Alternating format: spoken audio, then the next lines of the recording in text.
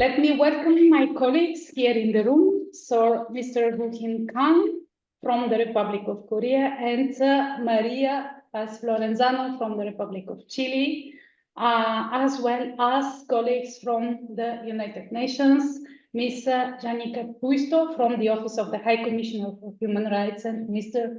Robert Louis Lettington from UN Habitat.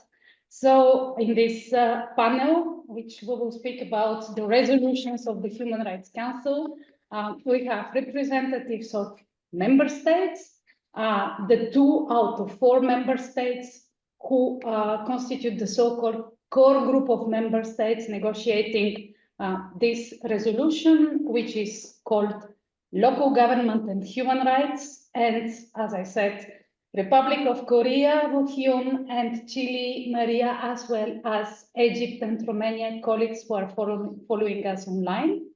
And the 2 agencies at the United Nations Office of the High Commissioner for Human Rights, OHCHR, and UN Habitat, who are in charge of the implementation of these resolutions. Speakers will explain everything you want to know about the resolution, so I will not go more with this introduction. But before starting, let me give you some logistical remarks. So the meeting is in hybrid form. We are all here at the Villa Rigo, which is the headquarters of the Global Cities Hub. And my colleague Andras, who is behind the screen, will be collecting reactions, questions, answers, commentaries of all of you to transfer to panelists. And the aim of the today meeting is to inform everyone who is interested about these decisions taken by this interstate body called the Human Rights Council. We call the decision resolution as it is negotiated by member states. This is the official universal body at the United Nations which deals with human rights and also adopts this resolution at the attention of member states of the United Nations, but also, and this is the aim of the webinar today, at the attention of local and regional governments and authorities, which are part of the state authority system in every country. With no further ado, and just not to take more time, I will give the floor to Woo-Hyun. We will respect the time of today. It will be a 1-hour webinar. So thank you for your presence at the audience. Thank you to all of you. The webinar is recorded. It will be posted on the YouTube channel of the Global Cities Hub and on the LinkedIn post. And so you can follow up or transfer to colleagues that want to follow up this webinar later on. With this, thank you very much, and turning to you, Woo-Hyun, representative of the Republic of Korea, representative of the core group of Korea, Chile, Egypt, and Romania, the 4 member states of the United Nations who have initiated this resolution. Please have the floor. Good afternoon, colleagues. My name is Woo-Hyun Kang, diplomat of the Division of the Republic of Korea in Geneva. I would like to express my gratitude for making time to join this meeting. I would like to thank the Global Cities Hub for providing me with this opportunity to show the work of the Korean mission in Geneva, along with our partner delegations, Chile, Egypt, and Romania, on the subject of local government and human rights at the Human Rights Council. As introduced by my dear colleague, a new resolution on local government and human rights has just been adopted at the Human Rights Council at the 57th session of the Council, held between 9 September to 11 October. As well explained later, the Human Rights Council is in essence a body that consists of state and national governments that represent them. So the resolution has been negotiated amongst national governments. However, we feel that there needs to be better understanding of local government on the thrust of this resolution if this initiative is to have real difference on the ground. So this opportunity to have a chance to talk to local government is indeed very much appreciated. My statement will be divided into 2 parts. First, I will introduce briefly on the work of the Human Rights Council, focusing on the functions of the resolutions and how they are negotiated. Second, I will provide a short overview of the initiative within the Council on Local Government Human Rights, which has been ongoing since 2013, when the first resolution on this topic was tabled at the Council. And so I'll begin by explaining about what the Human Rights Council is all about. It is a body created by the General Assembly of the United Nations as a body specialized as the principal forum for government to discuss issues related to promotion and protection of human rights. It addresses both situations of human rights violations and serves as a forum for dialogue on thematic issues of all human rights. For example, freedom of opinion expression, freedom of religion or belief, transnational justice, climate change, new and emerging digital technologies, local government, etc. The council gathers in 4 to 6 week sessions per year and consists of 47 member states of the United Nations serving 3-year terms. The council normally makes recommendations on thematic issues of specific situation in forms of resolutions. These are not legally binding, but they reflect political commitment of the council members and those who have sponsored the resolution. These commitments are intended to affect actual state practice, including by providing reference points for stakeholders to demand some change in national policies. They normally start with the state or a group of states submitting simple draft resolutions, raising awareness of a particular issue within the international community, normally mandating the Office of the High Commissioner for Human Rights to produce a report on the human rights aspect of that topic. It is followed by subsequent resolutions submitted once every 2 or 3 years, making more concrete recommendations for state and other relevant stakeholders. As just stated, draft of these resolutions are normally presented by a state or a group of states to the entire UN membership. These states are called main sponsors or core group, and for the local government resolution, Korea, along with Chile, Egypt, and Romania, form this core group. The draft text is then negotiated through a process called informal consultations, in which member states and other stakeholders present views and some editorial proposals to the draft text. The core group discusses with find ways to accommodate their concerns or comments. After this process, the text is normally tabled before the council. And if concerns of delegations have been sufficiently elevated, the text is normally adopted without a vote, which is what is called a consensus. A member of the council who is dissatisfied with the text may call the text to a vote, but this has never happened in context of a local government resolution. Since these texts are political commitment, it would be important for the core group to garner the support of many states as possible, so as to enlarge the possibility of this resolution having an impact on actual state practice. Could you show us the 2013 version of it? So how the resolution looks like, this is, the mystery will be unveiled right now. Okay, so that's the resolution, and probably we can draw a little bit, voila. And this is 7 pages, and this can be found on internet. No, this one's only 2 pages because this is the first version. This is the first one, yeah. So the Human Rights Council, let me move on to the resolution of local government human rights. It went to a similar path that I just explained. The first resolution adopted in 2013 was adopted, focused on raising awareness on this crucial role that local government can play in the promotion and protection of human rights. So it is actually a very simple text, just raising awareness and requesting the advisory committee within the Human Rights Council to produce a report on this topic. As the discussion moved over the years, some broad recommendations such as involvement of local stakeholders in decision-making by local governments, the need to respect equality and non-discrimination, they were added on the future iteration of this resolution. But it became clear over the years that just awareness raising and some broad recommendations would not be enough in promoting the role of local government in promotion of protection of human rights. So I would like to make some points regarding the elements that were added over the years, connecting this to text adopted just this month. Please share. Now this one is 7 pages.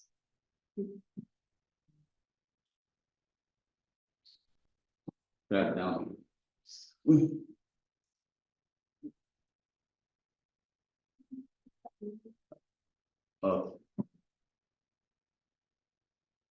Well, the thing is, drag down a little bit so that everyone can see what the text actually looks like. So over the years, we have added many elements to this resolution. The 12 years since its adoption. A first adoption in 2013, bearing into mind the elements that I will explain right now. First, what became more clear over the years is that local governments on the ground do face significant challenges fulfilling their human rights responsibilities, such as lack of awareness, capacities, and financial resources, and insufficient coordination and cooperation amongst different levels of government. So More recent iterations of this resolution, those particular ones adopted in 2022 and this year, began discussing more concrete ways to build the capacity of local governments to promote and protect human rights more effectively, calling for a whole of government approach to promotion and protection of human rights, and for clear delineation responsibilities amongst national and local governments towards this end. Could you drop down to OPs 1 to 1? As you can see here in OP 1 and 2, this iteration of the resolution basically continues this trend, but with some concrete elements such as enhanced cooperation between state and local governments in developing and implementing laws and policies that incorporate human rights promotion protection into local governments, collection and analysis of disaggregated data to better understand the human rights situation on the ground. The resolution also recognizes the role of various stakeholders in enhancing the human rights capacity of local governments, including national human rights institutions and academia, which can provide human rights education and foster dialogue. Second, another important element that was added to this resolution over the years, beginning in 2020, were issues regarding the engagement of local governments with the United Nations human rights mechanisms. These can take various forms, such as engagement with local government when special rapporteurs or other special procedures appointed by the council visit the country. This is an important process since local governments, being close to their populations and knowing the local context, can connect the dots between policy debate at intergovernmental level and action on the ground. Even if the issue is transnational, local governments are often on the front line of addressing the fallout. The better engagement local government in the UN human rights mechanisms, which help shape discussions in a way that reflects the realities on the ground. Third, could you back down to OP 8 and 9, please?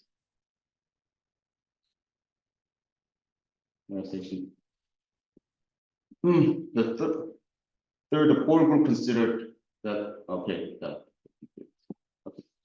The core group considered another way to strengthen this resolution was to delve into some specific yet cross-cutting topics that local governments face in the real world and shed a human rights perspective to it.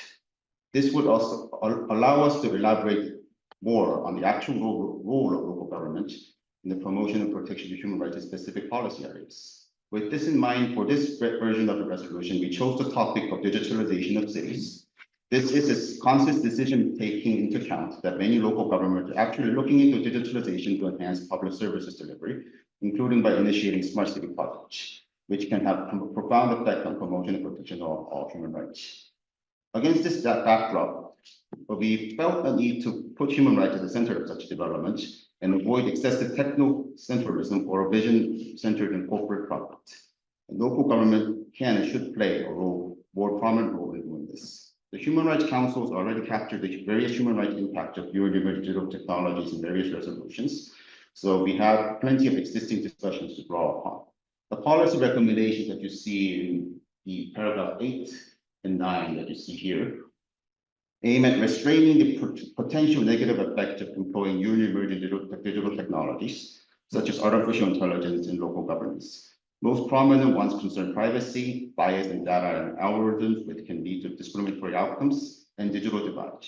Therefore, we highlight the need for policy recommendations such as enhancing data protection, enhancing the quality of data used for public services, and taking measures to ensuring equal access to public services. In line with the resolution's overall focus on capacity building for local governments, the resolution does not lose sight on capacity building for local government on this issue. We just wrap down 10 to 12. Okay. Finally, this year's iteration of the resolution recognizes the need for further discussions between state, local government, and other relevant stakeholders in helping local governments overcome the various challenges they face in promoting and protecting human rights. It is in this vein that we have requested the Office of the High Commissioner for Human Rights to draft a report within a span of 2 years, which compiles and analyzes best practices on this topic, but with a focus on the following 3 issues. 1, coordination and cooperation between national and local governments. 2nd, human rights education and capacity building for local government officials. And 3rd, supporting better engagement with local government in the work of United Nations human rights mechanisms. We have also requested a panel discussion a year later on this topic to instigate interactive dialogue amongst all stakeholders, including the most important ones, the local governments. I would like to conclude by highlighting the impact of these documents. As said above, they are basically showing political commitment and are not legally binding itself, but they can serve as reference points for further action by state and local governments, especially states that have co-sponsored the resolution. A cross-regional group of 67 states have sponsored this resolution. So especially for these states, these documents could serve as good basis for vertical action. The National Human Rights Institution in Korea, for example, is already using the recommendation in this resolution by the work in human rights education for local governments. And the resolution has been the political impetus for human rights ordinances and human rights offices at various local governments in Korea. So what is important for future work in this resolution is to reflect the perspectives and best practices of individual local governments and city networks. So we would encourage very much the participation of many local governments in the process of panel discussions and drafting reports that the OHCHR, or the Office of the High Commissioner for Human Rights, would carry out in the next 2 years. I would like to stop here and hand the floor to my colleague from OHCHR to elaborate further on how this would work. Thank you. Thank you very much. And probably before going to the OHCHR for the implementation part, I wanted to thank you, Hyun, for this engagement. And also to probably to give the floor to the other member states in the room, probably with something which might look like a more difficult question. So why some member states, why, and I don't ask you to speak on behalf of Egypt, Romania and Korea, but why Chile is engaging particularly in this resolution as main co-sponsor, meaning that being, you know, at the initial stage of this resolution. So please have the floor. Thank you very much, Camelia. A pleasure to be here. Thank you so much for organizing, and thank you, Wuchen, for the very good explanation that you gave of the work we've done. So I think it comes from a very simple concept that it's, as Wuchen mentioned, how, you know, when we talk about human rights and the duty bearers, as we call them here, but the ones that are obliged to implement the human rights is supposed to be the state. But when you think about what people actually need on the ground, you're talking about the local governments. They are the ones that know, that have the numbers, and that have direct contact with the people. So for us to keep talking here in Geneva about these big things and big numbers and big everything, there's always been a gap in implementation. And for Chile, it's very clear that working alongside local governments and the capacity building and for them to understand their role in the human rights environment and ecosystem, it's extremely important. So that's why we truly believe in this project, and we've been here since 2013 when it first started. So thank you for this explanation, important one, because it looks like something, and it's a big something, this resolution, because for those who follow the work of the United Nations, which is very technical, I must admit, not a criticism to you here, but very technical. There was no possibility to mention local governments anywhere else, basically. It is very difficult in the General Assembly of the United Nations. We had some recent documents like the Summit of the Future and the Pact of the Future, where there is a very small mention of local governments. I was myself assisting the UNEA, United Nations Environmental Assembly, where states have deleted each and every mention of local governments whatsoever in the 18 resolution earlier this year, 2024. So it is, in a way, a big something that we have this resolution negotiated by, as Wuchen said, all the member states and co-sponsored, meaning that 57 member states out of the 193 member states of the United Nations have said, we support, we want to go ahead with the implementation of this resolution. So it's quite a big achievement for what is it. And now that the Human Rights Council ended his work, everything is in your hands, Janika and Robert, and mainly Janika, because the Office of the High Commissioner for Human Rights is the UN, the part of the UN, we call it UN agency, whatever, the part of the UN which is responsible directly, and Wuchen mentioned and Maria mentioned, you know, everything now almost lays on you. So how this resolution now will continue to be alive and what the United Nations will do to implement it. Thank you, Camelia, and thank you to the Global Cities Hub for organizing this event, and thank you for inviting the United Nations Human Rights Office to this discussion. As already mentioned, the recently adopted resolution requests OHCHR to convene a one-day panel discussion in Geneva next year. We have not yet decided the date for this event, but we will of course keep all the stakeholders informed well in advance, as we of course hope that mayors and local government representatives would actively participate. And we are happy to disseminate information also on our site when you are ready. Great. And we will also prepare a report for September 2026. And we will open a call for written inputs from local governments and other stakeholders. And we would of course appreciate written contributions to the report as well. Both the panel discussion and the report are important opportunities to share promising practices of local governments worldwide and to foster knowledge exchanges and peer-to-peer learning among local governments globally.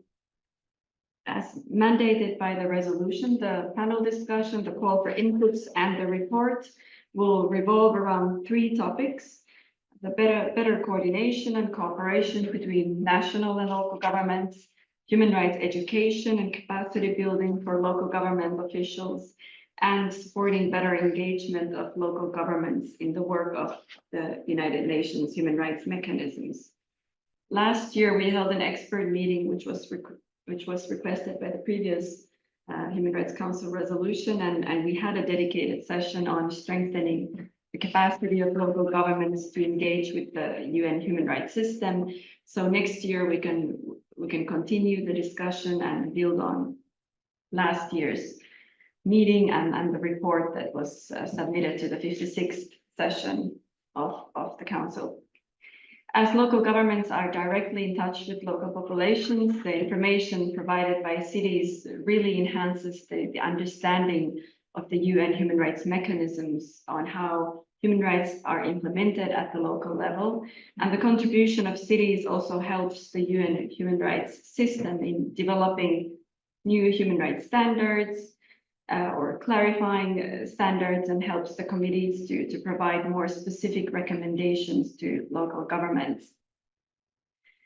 And although the engagement of local governments can certainly be strengthened, the engagement of local governments with the UN human rights system can be strengthened, but there's already ongoing engagement, and I will share some examples. For example, in the context of the third review, which is the Committee on Elimination of Racial Discrimination, the delegation of the United States included the mayor of Atlanta, Georgia.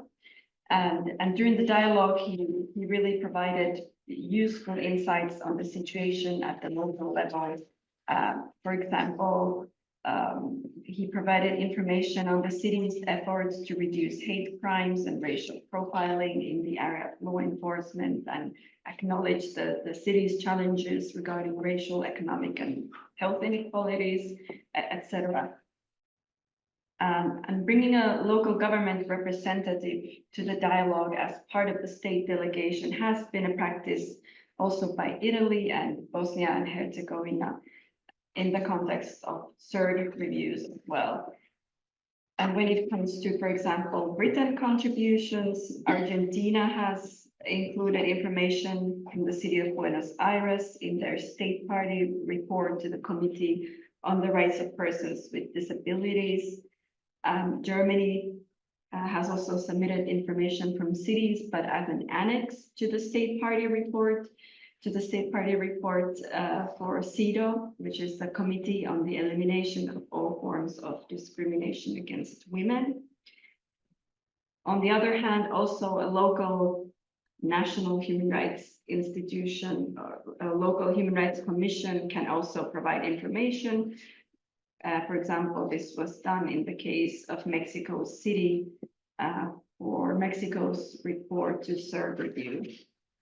So there are really already these kind of practices that some states have incorporated into their practices. So I will not go through the entire list that I have here, just in the interest of time. But maybe going back to the special rapporteurs, there was an interesting example of or a good practice which was done by UCLG as they convened a meeting last year in September. UCLG being one of the biggest network for local and regional governments. Exactly, United Cities and local Yeah. governments. They convened a meeting to facilitate the collection of inputs from subnational level to the reports, of the special rapporteurs on adequate housing and extreme poverty, for their report on ending the criminalization of homelessness and poverty.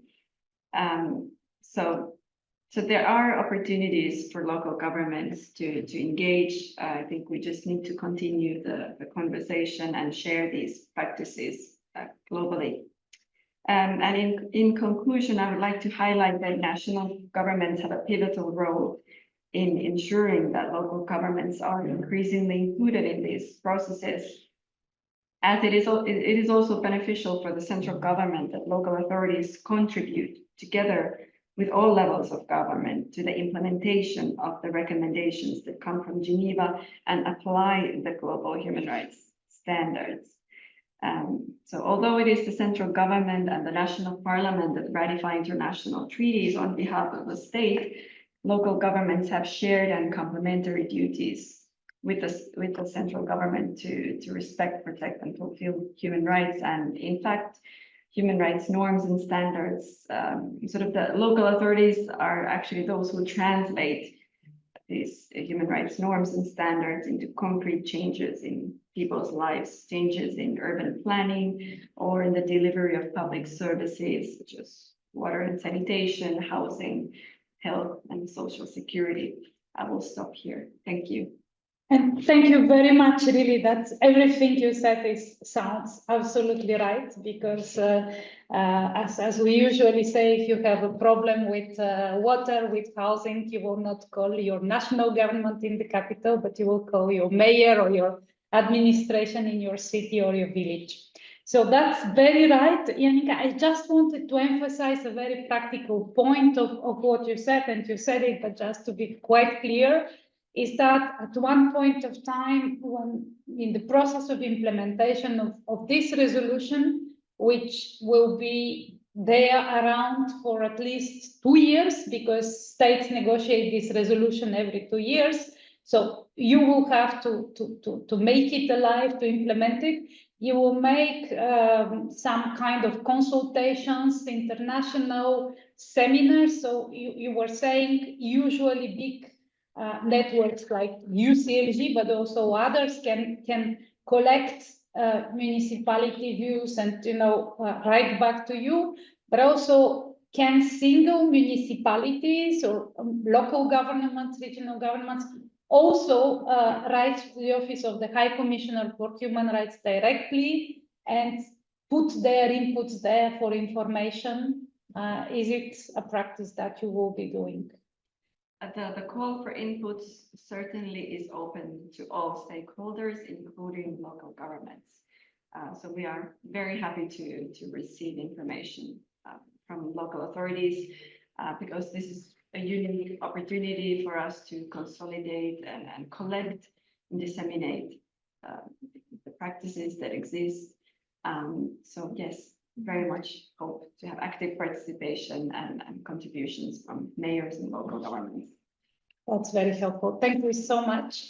And now turning to Robert, you are also part of the United Nations. It's big, it's complicated to understand. From an agency which is usually more known to local and regional governments, the UN Habitat. Even some people think that UN Habitat is the United Nations sometimes when they come from municipalities, which is not the case. But so what will be your participation in this implementation? On one side, human rights are kind of assigned in the system to the Office of the High Commissioner for Human Rights, but to the whole system because they are universal. On the other side, you have very much big networks of really hundreds of local and regional governments cooperating with UN Habitat. So what will be the UN Habitat role of in the implementation of this resolution, Robert? Okay, there's quite a lot in that question, but I will try and keep it as simple as I can.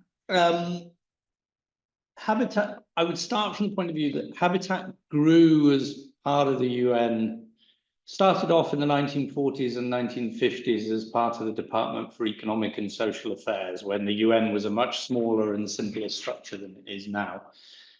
And Habitat's origins were in trying to solve very particular problems, mostly to do with after conflicts or with newly independent states or very fast developing fast economic development.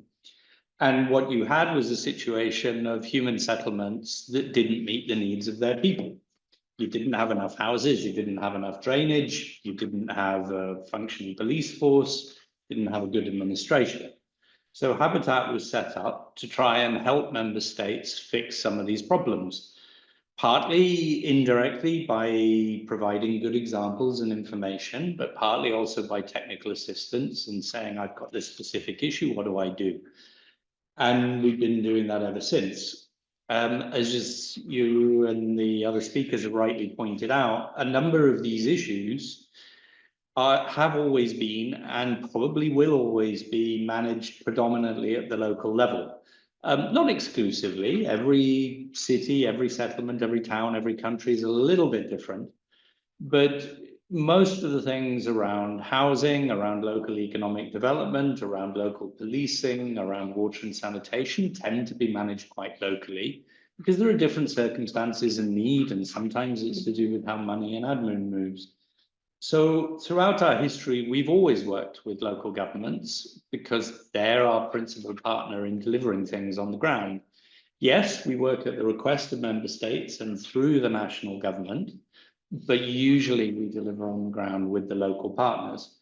So we've always had that relationship, and that's grown up in different ways. We've had forums that are exclusively to hear from local and regional governments, but mostly we've dealt on a project by project basis. Where the human rights side comes in is a couple of different things. One, we're part of the UN, so it's in the UN Charter. It's one of the headline issues, the UN respects human rights. When I, as a civil servant, when I sign my contract, I have to sign something that says I respect that and I will fulfill it and I can be disciplined if I don't. That often gets forgotten, but that is a basic rule for the whole UN.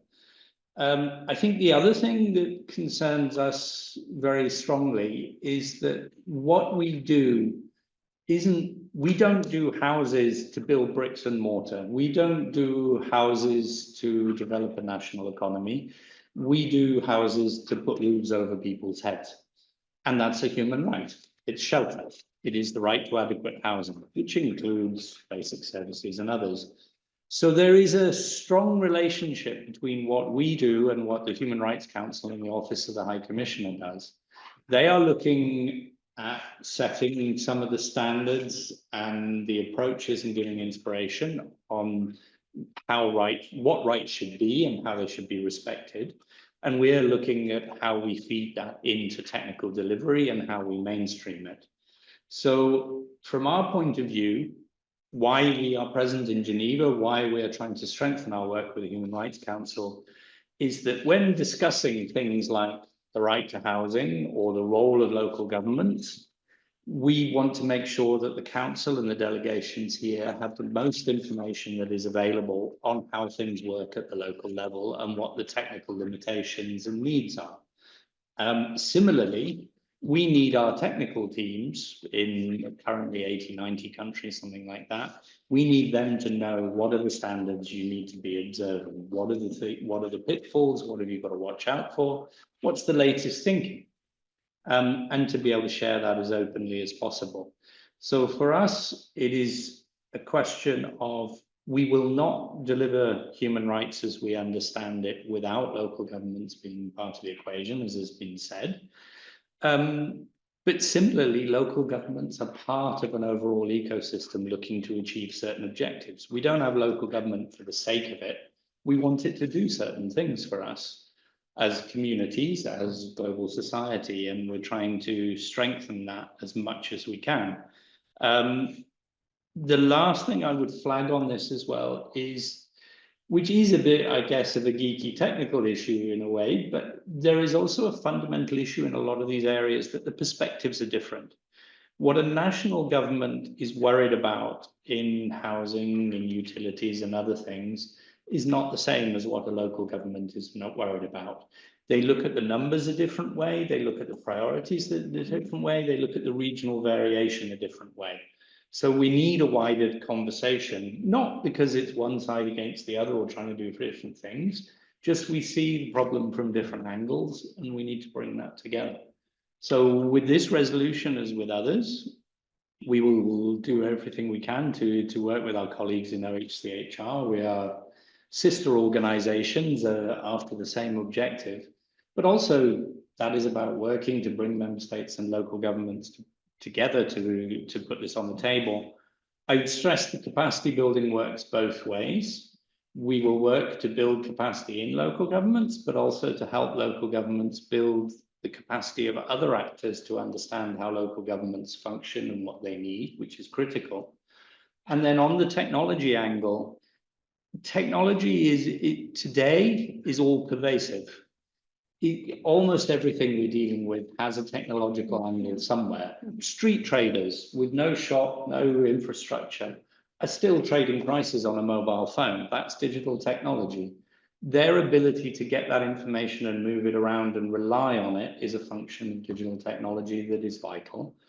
It goes into monitoring services and disease prevalence and all kinds of things behind the scenes. So even in the poorest of towns and cities, digital technology is increasingly an important thing. If it's important and it's determining outcomes, then we need to make sure it is handled fairly and that it delivers fair outcomes. It's not being skewed to the benefit of particular groups or to prejudice others. And we need to make sure we extract every ounce of potential that it has for greater efficiency and targeting in the solutions we're looking to deliver.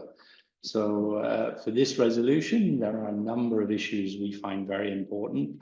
We will feed those into our programs, and we will also work with others on how to share and propagate that knowledge and help us build the next iteration going forward, what we learn from this.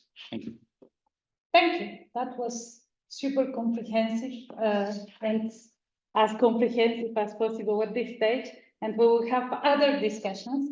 Now, thank you particularly to bring this very much reality check field perspective, while we had also the policy perspective of the OHCHR. So I see, but then it's me, just a very, very beautiful complementarity among the agencies in the implementation of this resolution. I would stress in that, though, that OHCHR is very field focused as well. I wouldn't put the divide quite there. I think it's more OHCHR is focusing on that side of what is the outcome and the effect upon the people involved. We're focusing a little bit more on how do you design the technical delivery that leads to that outcome. So they're still very complementary, but working at that local level. But I defer to my colleague. We have also field presences in approximately 90 countries, and we are also field facing, although limited capacity, as we only receive 4%. That was not my intention to make any competition. It was more field vis-a-vis local governments than not field in general. No, I'm not putting my legs in the field presences. But I think it's an important issue because you need the different elements there to come together and to function. Absolutely. But they both have a higher level political side, but they also have a very practical application side. And I think that comes out. I mean, a lot of OHCHR colleagues are at that quite detailed monitoring. For example, when we deal with evictions and demolitions, that's a very localized personal kind of issue. We will be looking at it in terms of planning regulations and in terms of building codes, in terms of tenure security. They will be looking at it from that political and human security point of view. They come together, they meet in the middle, but they're slightly different angles that we start. So you see, Wohin, Maria and other co-sponsor, that is coming up, which is good. The other thing I wanted to thank you is that you brought kind of back into the discussion the particular angle of this resolution, which Wohin explained, and then we went in another direction, but we are coming back. Technologies, smart cities projects is really in the heart of this resolution. And just last thing, because I have to watch the time, before I challenge you with 3 very important questions which came on the chat and why we are thinking, I will give the word to Professor Shin, for whom it's almost midnight. So thank you to be with us. But before this, Robert, the UN Habitat Assembly adopted an important resolution on smart cities, which you, not you personally, but the agency is in charge. So now you have this resolution, and I'm not asking you to deliver any secret of internal work, but do you see some complementarity and some synergies that can be actually used in the work that UN Habitat is doing in smart cities and others, and now this new resolution? Absolutely, of course. I wouldn't hesitate for a second on that. I won't dwell on all the details. That may be one for another discussion, but our starting point on the issue of smart cities was a couple of things. One, there is an awful lot going on without the impact on individuals and on households being adequately considered. There are too many situations where it's starting with technology first, and then how do we fit people into the technology? We were very concerned that that needed to be turned around, and we needed to be looking at what do people need and how can technology deliver that. So that's where the language around people-centered smart cities came from. And that is, to my mind, very much in line with many of the issues that concern the Office of the High Commissioner. So from early days, our first partners in a lot of the discussions on technology and smart cities have been the Office of the High Commissioner and different human rights oriented organizations and associations. The issue is technology serves people, people don't serve technology. And yes, technology generates money and profits and benefits, and that's great because it pays taxes and creates jobs. But the first and foremost, if we're going to spend public money on it, it needs to deliver benefits and services that frankly disproportionately benefit those who are worst off and most marginalized, because they need the most help. So we're focused on that area. We believe that this is absolutely a symbiotic relationship in the same way as many of our other areas. We will be focusing on how do you get the technical solutions delivered on the ground, but how do we present those in a way that they further the frameworks that OHCHR is the guardian of at the global level. And so how do we link those two things together? And then as the conversation progresses, we have the opportunity that we can highlight to the Human Rights Council and others. Here's what's happening on the ground. Here is how this is evolving, how you need to update. And as they make the decisions on what the standards should be, we can feed that back down to the local level and look at how it gets implemented again. So in the long run, it's a virtuous circle in our view, and we all have to work together on that. And the main people who are doing the procurement and the delivery and the switching things on and off are local governments. So it has been said. Thank you for this on the record. Thank you so much. So my colleague Andras was very challenged himself because I see that the chat is very active. He replied to some questions, but he kept 3 for all of us and 1 especially maybe for lawyers. But so the one question, especially to member states, but also HCHR, is how do you choose the topic of the resolution? So we said it this year is smart cities digitalization, not only obviously, but this is kind of a heart of it. The second question, which is clearly very challenging, and very elaborated. So I will read it out. It would be very helpful when the international UN level would facilitate a mutual review process of cities like member states. So I think that the person writing this refers to UPR, the Universal Periodic Review, and would create a more serious label for human rights cities. So Janika, would you create a serious label for human rights cities? Probably not. But what you can reply to this by a kind of certification. Do you see something like that would be possible in the near future? And that would really help to set the stage. So 2 questions, human rights certification for city, but also some kind of, I call it, not the person who wrote the question, UPR review for cities, to which extent this is possible. And the last question, Robert, we have a secret friend here, very simple question. Who has the responsibility to protect human rights? So this is something we were reflecting, for years, you especially. So you will have just a couple of minutes to reply to this. So thank you for thinking about all this. Professor Shin, who was very, very passionate, thank you very much. He will be joining us online for a couple of comments. He is coming from Republic of Korea, working with human rights field. And also I have to place a word here that we are also in cooperation with the Korean Human Rights Institution, which is a kind of pioneering, directing their work very much, if not exclusively, but very much with local governments.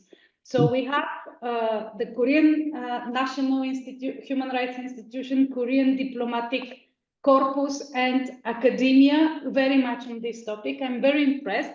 That's why I wanted also to give the floor to Professor Shin. Thank you for being with us. You have the floor for a couple of minutes, not more than 5, for your comments. Thank you so much. Thank you very much for your invitation. I hope my voice is quite audible to you. Yes, very clear. Yeah. By the way, I really love the work of OHCHR and the Human Rights Council since 2013. I think it is probably not more, but as important as Universal Declaration of Human Rights at the local level. And then so many other resolutions continue to be presented through Human Rights Council, which is very nice, including the current one, which touched upon quite widely about the issue of the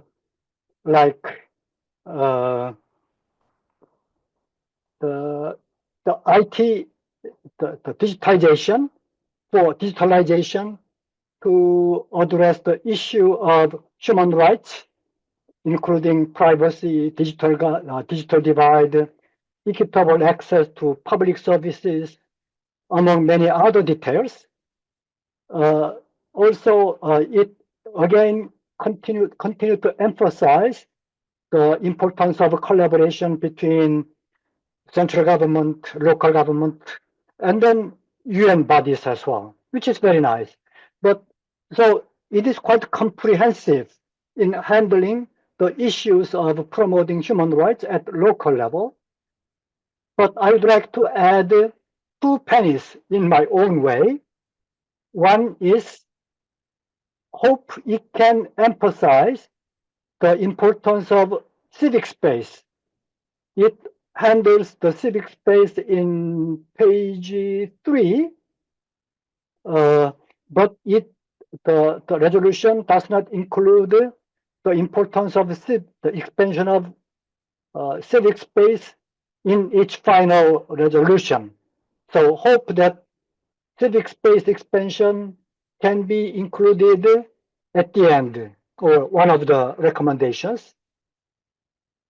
So in addition, I hope that it can include the importance of so it has handled the importance of capacity building and then training of local government officials. But at the same time, I hope it can emphasize the education of younger generation, not only capacity building of local government officials and then involvement of civil society, but also the second generation or younger generation to be exposed to the issue of human rights from when they are young. In that way, we can make the human rights movement more sustainable. It also invites continuously civil society, but as a former professor, I would like to emphasize the importance of the involvement of teachers or educators, including university professors, in not only educating younger generation, but also in the local level of human rights movement. Civil society is important, government is important, but frequently the importance of educational institute are frequently forgotten. So hope the UN resolution can include the importance of schools and then education of younger generation for the future of human rights protection and promotion. That's my 2 pennies. One, including the importance of civic space expansion. Another, the education of younger generation for the future of human rights promotion. Thank you for the opportunity to to share my ideas with this conference. Thank you. Thank you very much, Professor. That was very clear. And I mean, Wokyun, I saw him, he was taking notes frenetically. I think we have the topic of 2026, 2028, and 2030 resolution. So we are all settled in this. Thank you for this.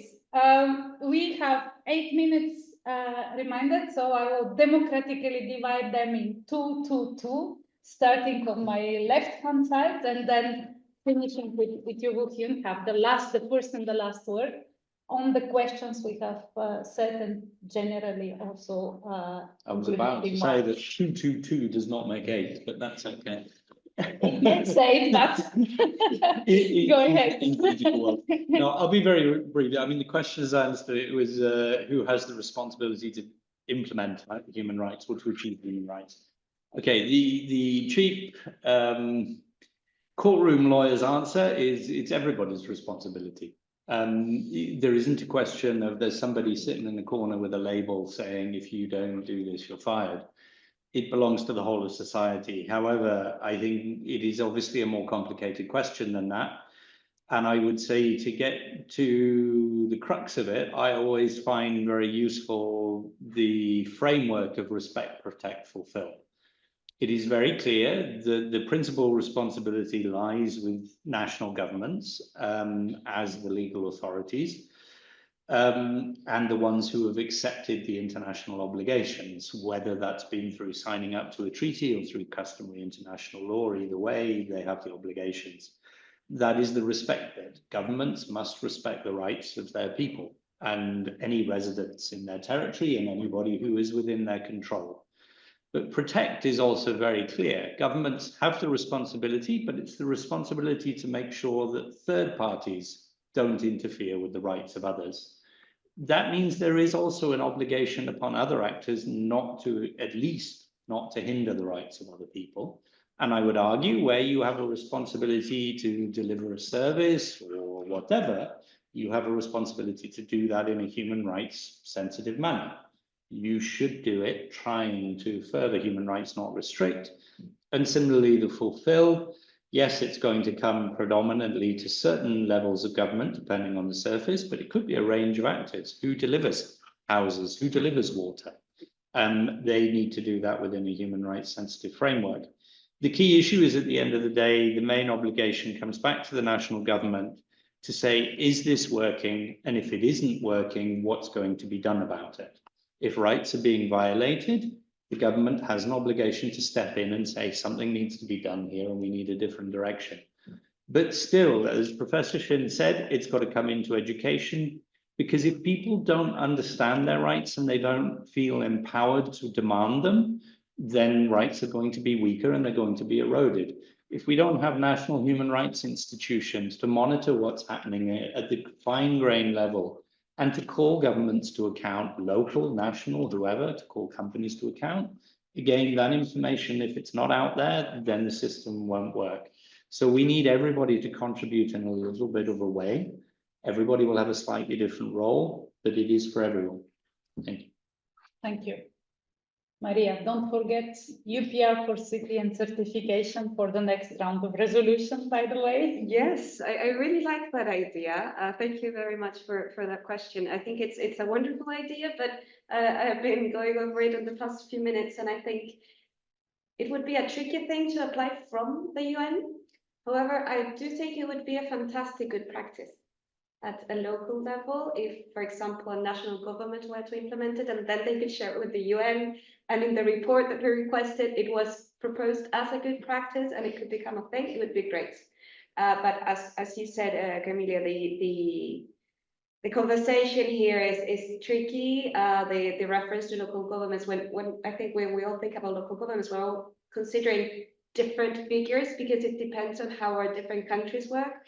So to reach such a detailed level, I think could represent a challenge. But yes, I think both the mutual review process and the human rights cities as a sort of a recognition would be fantastic good practices to bring forward. Yannicka, please. Thank you. I It's will on that come. note. Yeah, On that specific point. okay, go ahead. Just very quickly 30 to say, seconds. I totally agree with what you're saying and understand, but I would flag one, voluntary local reviews as a process that's not a million miles away from the way the UPR functions, and that is evolving and I think quite positive. So that's local governments assessing themselves against, particularly at the moment, the SDGs.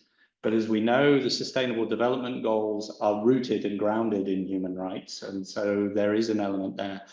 And also there are possibly too many, but a proliferation of indicator frameworks from the Sustainable Development Goals down, looking at the outcomes of things. And in a way, those operate a bit like a kind of certification sometimes. So there is a kind of slow growth of these kinds of things, and maybe that's a healthier way for it to develop. Not to speak about the smart cities profiles, which some agencies are doing for cities. Yannicka, please. Well, on the labeling of Yes, please, go, human rights shoot. cities. So there's a global campaign which is led by UCLG called 10, 100, 1000 human rights cities and territories by 2030.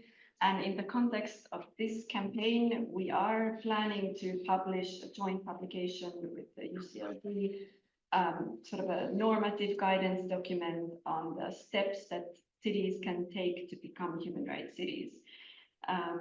So it will include sort of political, institutional, and operational level benchmarks for cities. And we will, of course, invite all stakeholders to provide inputs before we finalize it.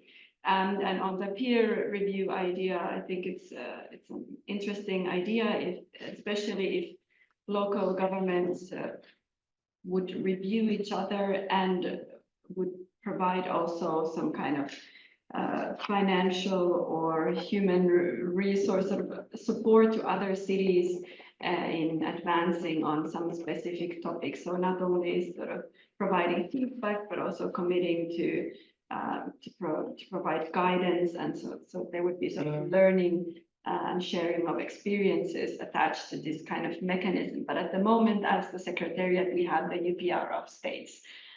But local government can, of course, participate through the national authorities to this existing process that we have. Yeah, let me mention that you also have tips which we contributed to. Exactly. Tips for participation of local and regional governments in the UPR, which are on the website of the OSCE, on the web. And regarding the first question on the human rights responsibilities, I would like to just add that states the national government is responsible for actions or lack of actions by all levels of government. So also if there is a violation committed by local authority, state can appear before the UN treaty body and defend itself by claiming that the violation took place at the local level. So the state is responsible of all of its organs. Absolutely. Thank you so much for clarification. Last but not least, you conclude all this very rich debate. Joachim, please go ahead. Yes, I will try to make about 2 or 3 points regarding the questions. One is the topic of how you choose the topic for the resolutions. So it's basically, when you're drafting a resolution, you're basically trying to answer one question. The early versions of this resolution try to answer the question, is local government important for the promotion and protection of human rights? So we were able to answer this question on the affirmative on the first 4 to 6 years. Now the question comes, if they are important, if they are important, how can all stakeholders, government and society, can help them actually fulfill the roles effectively? For example, what are the roles of national human rights institutions? What are the roles of national government? What is the role of these UN institutions such as UN Habitat and OHCHR? So we are in the process of answering this question in a way that is concrete and works on the ground. And in addition to that, for this iteration of resolution, we try to answer one question: what this role of local governments means on specific policy areas. So that's why we chose the topic of smart cities, which is quite cross-cutting in terms of human rights. So